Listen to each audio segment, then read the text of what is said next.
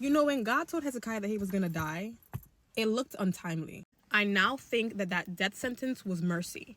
I'm thinking back to the people in my life who died unexpectedly and even people in society, and I'm looking at it with a different perspective. I'm starting to think that God knew that they would ruin either their own or their descendants' lives in the future, and so he decided to take them at the time that he did.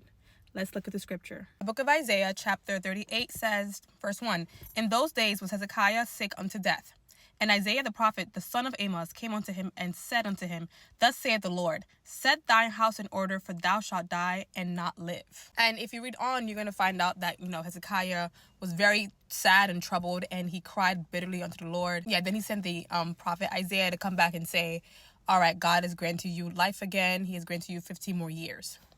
Moving forward, chapter 39, it talks about King of Babylon sending people to greet Hezekiah, saying like, hey, we heard you were sick, but now you're feeling well. Here are some gifts.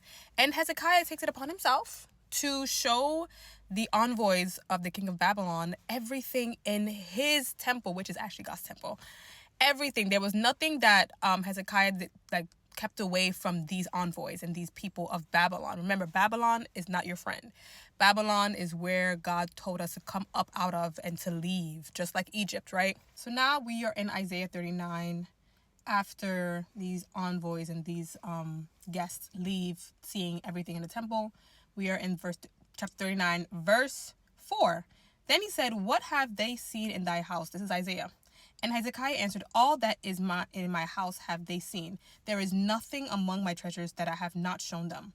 Then said Isaiah to Hezekiah, "Hear the word of the Lord of hosts. Behold, the days come that all that is in thine house and that which thy fathers have laid up in store until this day shall be carried to Babylon. Nothing shall be left, saith the Lord. And of thy sons that shall issue from thee, which thou shalt beget, shall they take away. And they shall be eunuchs in the palace of the king of Babylon." Then said Hezekiah to Isaiah, "Good is the word of the Lord which thou hast spoken." He said, moreover, "For there shall be peace and truth in my days."